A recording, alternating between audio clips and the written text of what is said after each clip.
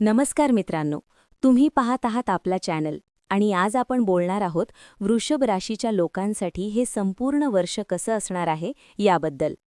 या वर्षात तुमच्या आयुष्यात प्रगती कुठे होणार, कोणत्या संधी मिळणार आणि कोणत्या ठिकाणी सावध राहणं गरजेचे आहे हे आपण अगदी सोप्या पद्धतीने समजून घेणार आहोत. आजच्या या व्हिडिओमध्ये आपण 2-2 महिन्यांच्या जोडीत संपूर्ण वर्षाचा आढावा घेणार आहोत. म्हणून जर तुमची रास वृषभ असेल तर हा व्हिडिओ शेवटपर्यंत नक्की पहा, कारण कदाचित यात तुम्हाला तुमच्या पुढच्या निर्णयांसाठी एक छान मार्गदर्शन मिळू शकतं. चला तर मग सुरुवात करूया. 1. चैत्र आणि वैशाख, वर्षाची सुरुवात आणि नवीन संधी. सर्वात आधी पाहूया चैत्र आणि वैशाख या 2 महिन्यांचा काळ. चैत्र महिना. चैत्र महिन्याच्या सुरुवातीला नोकरी किंवा कामाच्या ठिकाणी काही महत्त्वाच्या घडामोडी घडू शकतात.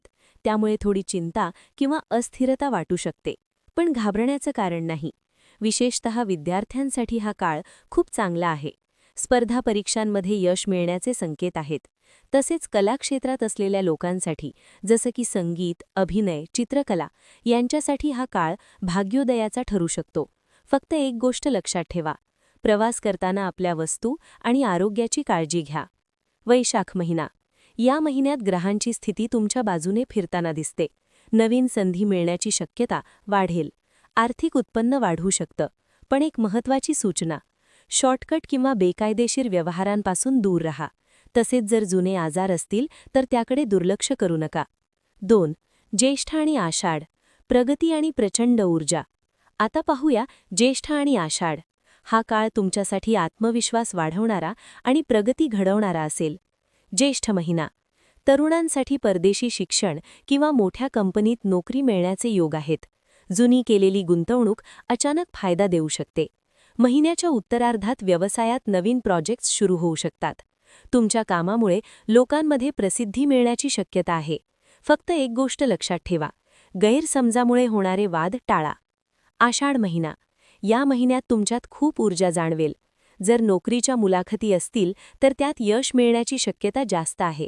घरातील वातावरणही आनंदी आणि सकारात्मक राहील. विशेषतः शिक्षक, लेखक, सल्लागार आणि बौद्धिक क्षेत्रातील लोकांसाठी हा महिना नाव आणि प्रतिष्ठा मिळवून देणारा ठरेल. 3. श्रावण आणि आषाढ, मानसिक संयम आणि सरकारी लाभ. या 2 महिन्यांमध्ये संयम आणि योग्य निर्णय घेणं खूप महत्त्वाचं असेल. श्रावण महिना. या महिन्यात चंद्रग्रहणाचा प्रभाव असल्यामुळे मानसिक अस्थिरता जाणवू शकते. म्हणून अनावश्यक चिडचिड टाळा. घरातील ज्येष्ठ व्यक्तींच्या आरोग्याकडे लक्ष द्या. पण एक चांगली गोष्ट म्हणजे गुरूची साथ असल्यामुळे नोकरी आणि पद सुरक्षित राहील. भाद्रपद महिना. या महिन्यात सरकारी कामांमध्ये अडकलेले पैसे किंवा कागदपत्रे मार्गी लागू शकतात. व्यवसाय करणाऱ्यांसाठी हा महिना खूप गतिमान आणि फायदेशीर ठरेल. जर तुम्ही तुमचा व्यवसाय प्रदर्शन, मार्केटिंग किंवा प्रचार करायचा विचार करत असाल तर हा योग्य काळ आहे. 4. आश्विन आणि कार्तिक, कौटुंबिक बाबी आणि सावधानता. या काळात नातेसंबंध आणि गुंतवणूक या 2 गोष्टी महत्त्वाच्या ठरतील. आश्विन महिना. या महिन्यात घर, जमीन किंवा मालमत्ता खरेदीचे स्वप्न पूर्ण होण्याची शक्यता आहे.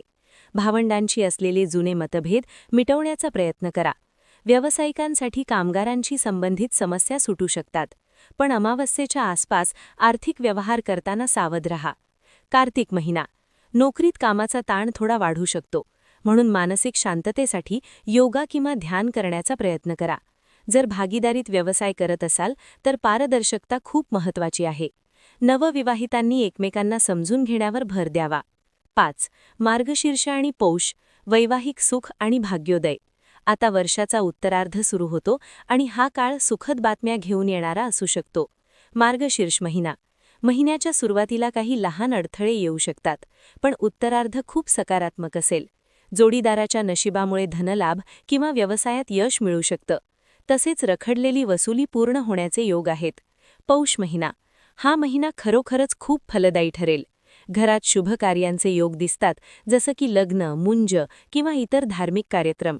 उच्च शिक्षणासाठी बाहेर जाणाऱ्या विद्यार्थ्यांना यश मिळण्याची शक्यता आहे. कला क्षेत्रातील लोकांना मोठी संधी मिळू शकते. 6. माघ आणि फाल्गुन, विजय आणि दैवी प्रचिती. आता वर्षाच्या शेवटच्या 2 महिन्यांकडे पाहूया. माघ महिना. राजकीय क्षेत्रात असलेल्या लोकांसाठी हा काळ थोडा आव्हानात्मक असू शकतो, पण सामान्य लोकांसाठी सरकारी माध्यमातून काही लाभ मिळू शकतात. जर तुम्हाला नोकरीत बदली हवी असेल तर हा प्रयत्न करायला योग्य काळ आहे. फाल्गुन महिना. हा महिना वर्षातील सर्वात प्रेरणादायी महिना ठरू शकतो. व्यवसायातून मोठा आर्थिक लाभ होण्याची शक्यता आहे. जर कोर्ट कचेरीचे प्रकरण चालू असेल तर त्यात नैतिक विजय मिळू शकतो. तसेच अनपेक्षित धनलाभाचे योग आहेत, ज्याला आपण कधीकधी दैवी प्रचिती असं म्हणतो. शेवट. तर मित्रांनो, वृषभ राशीसाठी हे वर्ष कष्ट आणि यशाचा सुंदर संगम असणार आहे. फक्त मेहनत, संयम आणि योग्य निर्णय घेतले तर या वर्षात मोठी प्रगती होऊ शकते.